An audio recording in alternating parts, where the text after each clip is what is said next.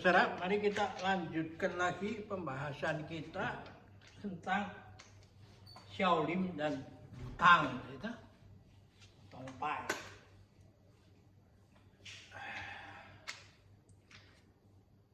Ya kalau begini kan semua sama kuatnya kan.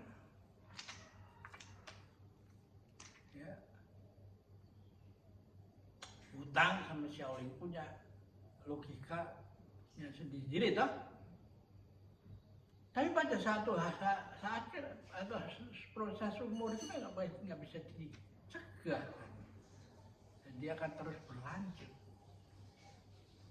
Nah, bagaimana ini dijelaskan?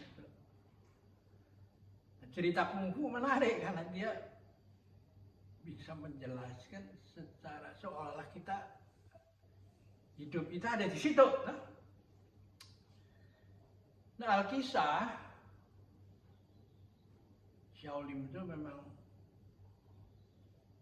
diakui sebagai number one di dalam dunia persilatan kan. Dan nampak juga jago-jagonya itu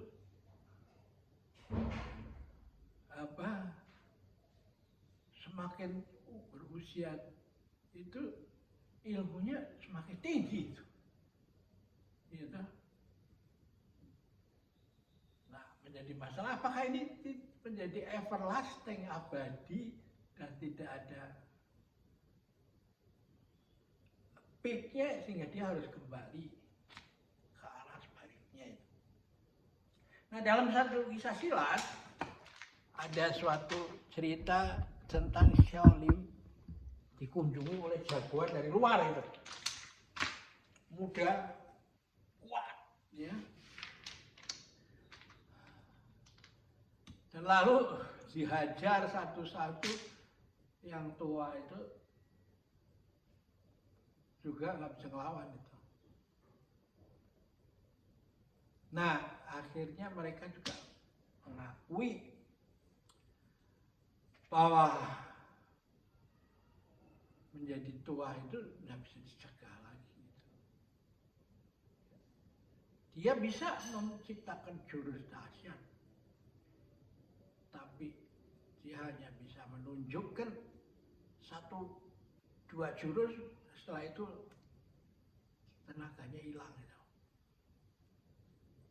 Nah, pada saat itulah si jago muda dari luar itu mengambil peranan sehingga semua dihajar itu.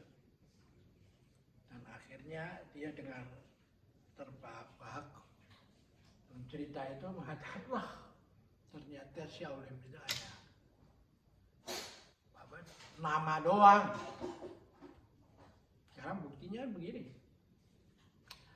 Nah, dia lalu men-challenge, oke, saya akan datang 5 tahun lagi, mau lihat ini bisa apa, bisa mengalahkan saya atau enggak.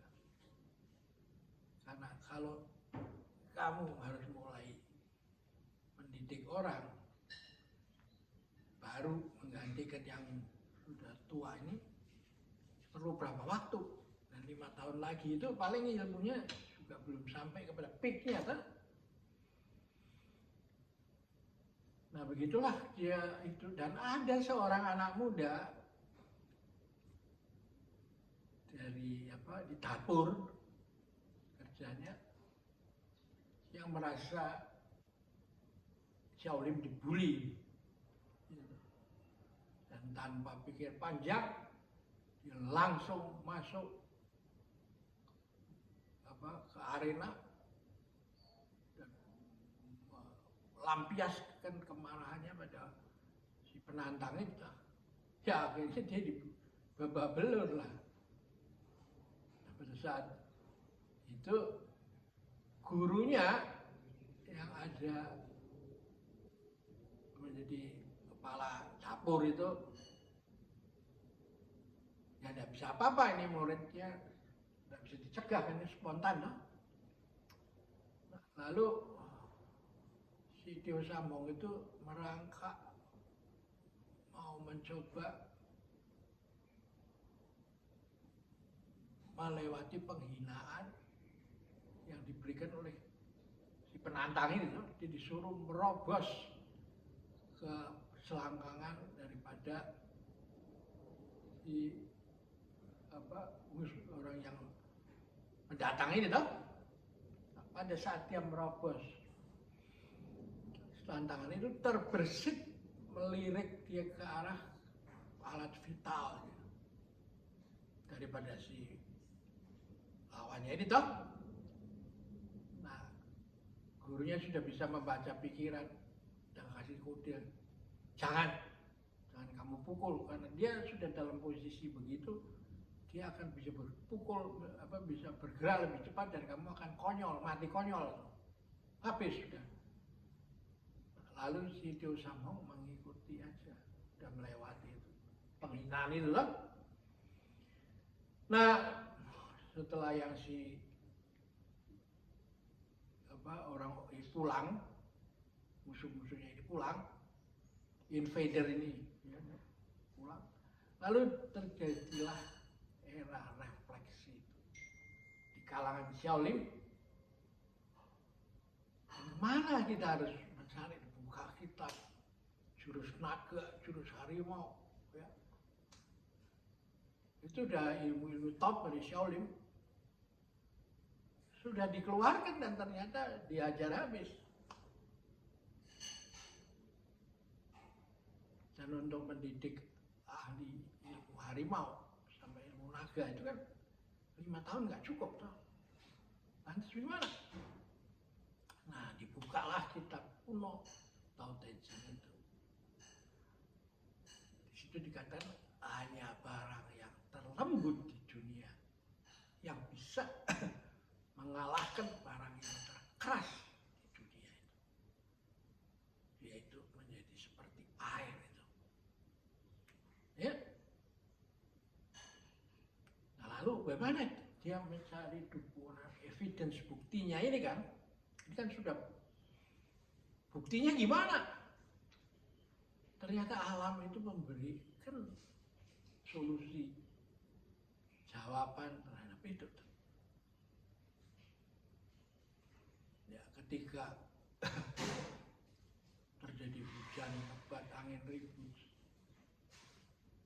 itu Tio Samhong itu melihat, loh, kok semua pohon itu bertumbang itu, pohon yang besar, ringin, asem atau apa saja, ambruk itu. Tapi lihat itu, bambu, pohon yang liu, itu mau kayak apa juga gak ada yang pernah roboh. Karena itu dia bisa hidup sepanjang tahun itu hijau, tidak ada masa kering dan gugur. Tapi dia lihat musim dingin itu salju menumpuk di pohon pinus. Ya. Dan sampai pohon pinus itu meliuk ke bawah terus, tapi pada saat tertentu dia hanya memutar sedikit, lalu salju itu jatuh fatal, rontok. Nah, itu yang dikatakan dalam syair, dia menulis syair, the wind blows but the moon in heaven doesn't move. Angin boleh bertiup,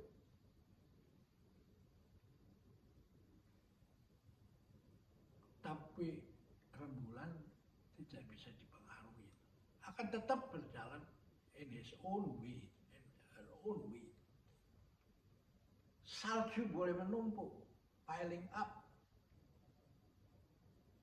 tapi nggak bisa mematahkan dahan yang dia penuhin itu, karena hanya dengan sedikit itu ambruk. Lalu dia melihat juga kuil mana berdiri itu dan memandang ini kuil begini gede yang mendukung apa, hanya beberapa tiang itu. Jadi alam memberikan jawaban, tidak harus kekuatan kekerasan, kekerasan ya. Ya. Nah, lalu dia memperdalam ilmu, menjadi dianggap sebagai penemu daripada ilmu Tai Chi ini. Anak muda itu bernama Tio Samhong itu. Ya. Dan karena di antara sesama murid itu terjadi rivalitas dan sering dengan cara-cara tidak fair, lalu Tio Samhong itu keluar dari Shaolin dan mendirikan Wutang-Shan itu. Jadi terjadi cross-cultural fertilization. Adalah masa depan peradaban kita itu. Bukan hak asasi seperti Barat introduce itu melalui pemilu. One man, one vote. Sehingga negara ini bukan dipimpin oleh orang yang ngerti, orang pandai dan orang kerja keras, tapi dia dipimpin oleh kelas pekerja dan orang yang cari duit itu. Nah karena itu ya hasilnya ya seperti sekarang ini kan, ya kan? Nah, seharusnya negara ini dipimpin oleh golongan Brahmana kan,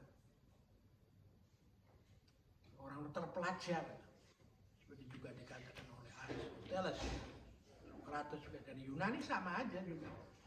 Tapi karena oleh konsep Barat itu sendiri dirubah jadi one man one vote itu, sehingga suara seorang ahli, profesor atau apa dikalahkan dengan seorang tukang sapu atau apa.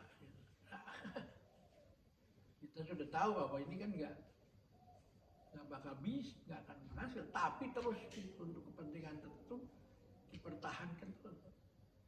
Supaya apa? Supaya negara di mana yang dia jajah itu sulit mencari pemimpin kan? Karena yang tahu belum tentu mau, yang mau belum tentu tahu. Sedangkan yang terpilih adalah yang tidak tahu dan tidak mampu kan? Nah inilah problem di negara berkembang yang kita alami sampai sekarang ini kan?